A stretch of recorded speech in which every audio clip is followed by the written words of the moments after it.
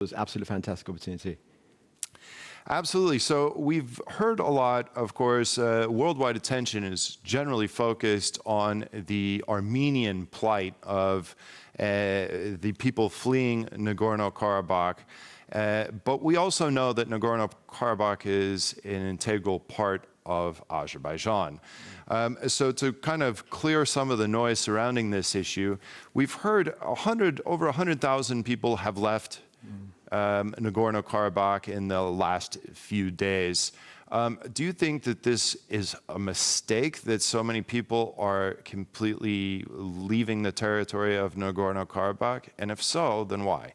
Well, legally speaking, there's no administrative division called Nagorno-Karabakh inside Azerbaijan. There's a Karabakh economic region, the city of Khankandi's outskirts, and Armenian residents are there. So what happened there?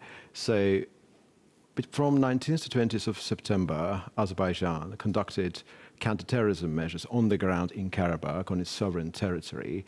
And the reason for that was that there was a grey zone wherein the separatist entity, self-styled as NKR, together with illegal Armenian armed formations were present.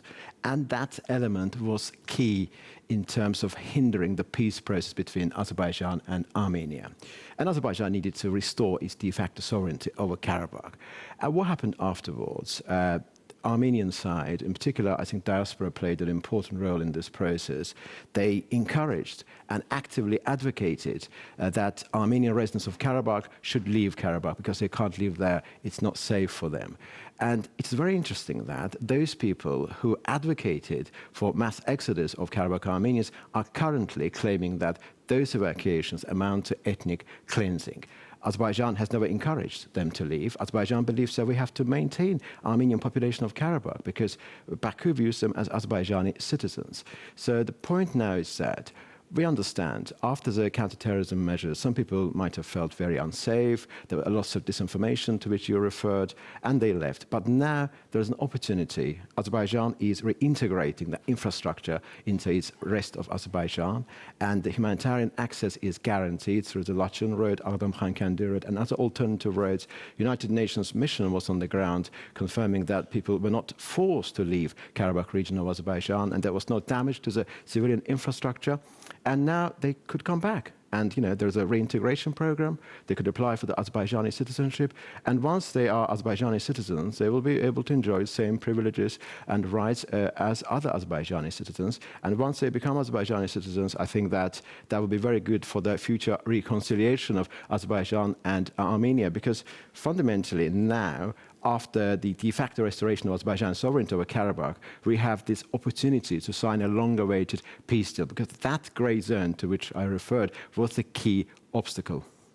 Right. Now, we've heard before, I believe President Aliyev referred to the matter saying that people should stay in place, they should take Azerbaijani citizenship, and they will be allowed freedom of religion, they will be allowed to stay in their homes and remain as part of the fabric of society. Yeah, President Aliyev mentioned a couple of times when he was giving an interview to Euronews back in July, I believe, and then he was addressing the nation after the counterterrorism measures, that all of Armenian residents of the Karabakh region of Azerbaijan, they will have economic, social, religious, cultural, municipal rights. So there will be some kind of self-governance within the shape of municipality, and they will have freedom of movement across Azerbaijan. They shouldn't just stay in the Karabakh region of Azerbaijan, and that will provide for them absolutely fantastic opportunities. And also there is another issue, of course, you know, that during this first Karabakh war, there was actually ethnic cleansing when, during the First Karabakh War, Azerbaijanis were expelled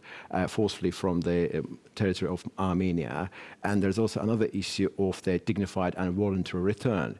That also should be arranged between Azerbaijan and Armenia as a part of interstate arrangement. And I think that once Armenians are integrated into Azerbaijani society, and those Azerbaijanis who were expelled from Armenia during the First Karabakh War go back to Armenia, become Armenian citizens, that will provide a solid foundation for these two countries, not just, you know, peacefully coexist, but also work together for the greater good of the region, for the regional integration. And meanwhile, Russia has been trying to keep a lid on this for the last 3 decades. What do you think Russia's role in the region will be? Do you think that it's in Azerbaijan's interest? Is it in Armenia's interest to get rid of these so-called Russian peacekeepers from the region and begin reconciliation between the two? As you know, technically, from the point of view of international law, they're not peacekeepers, because we know what the definition of peacekeepers is. I think they're bound to retrench, in particular after what happened in September. As you know, on the 28th of September, that separatist entity issued a decree on its self-dissolution, and according to that decree, they will cease to exist by the 1st of January 2024. So what will happen to the Russian peacekeepers? I think that means, and from the signals that I'm receiving, I think everything is very clear. They're going to curb their presence, or eventually they're going to pull out. This is absolutely inevitable, and I think Vladimir Putin, Russian president, said something to that effect very recently. All of the things together, so Azerbaijani-Armenian peace deal also means that the normalization between Turkey and Armenia also will reach its logical conclusion. So Armenia will be far more independent. Good relations with Azerbaijan and Turkey, and Russian influence will be curbed. And I think it will be good for the region and for Armenia in particular. Europeans have been sounding off on the issue, and of course, I think, as I mentioned at the beginning, it's quite a different narrative than others who observe the region would say. Let's take a quick listen to these statements. The EU should stand behind its core values, international law and rules-based international order. The High Representative promised a strong response, and colleagues, we have leverage.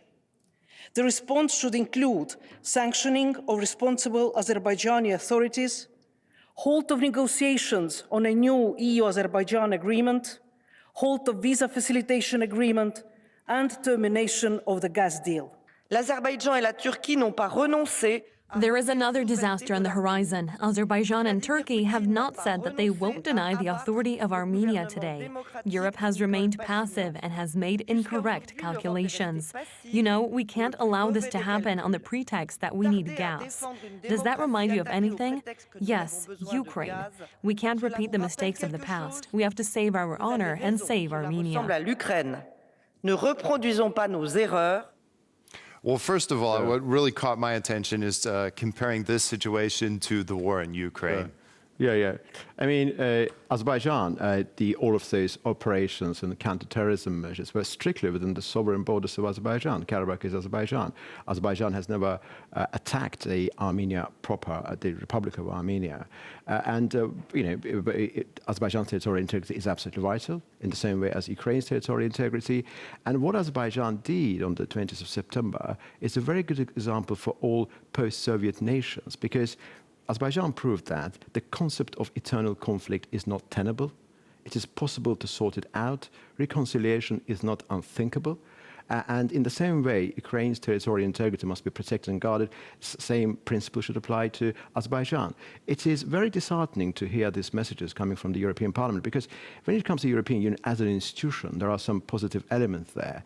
I think that some of the efforts of Charles Michel, EU Council President, have been absolutely commendable, because first time back in October 2022, when Azerbaijan and Armenia agreed on the mutual recognition of territorial integrity and sovereignty, that was through the EU initiative together with Washington. That was agreed in Prague. And again, back in May of 2023, when Armenian Prime Minister Nikol Pashinyan said that we are ready to recognize Azerbaijan's territorial integrity across 80.6 thousand square kilometers, that was also through Charles Michel's efforts. So EU's efforts are commendable, and Azerbaijan believes that that trilateral format entailing Azerbaijan, Armenia, and EU should work. There's a great potential there, but Azerbaijan does not want that trilateral format to be changed with addition of the French involvement, because frankly, France is very supportive of Armenia. Their bilateral relations are up to them. It's a personal, it's two countries and their relations.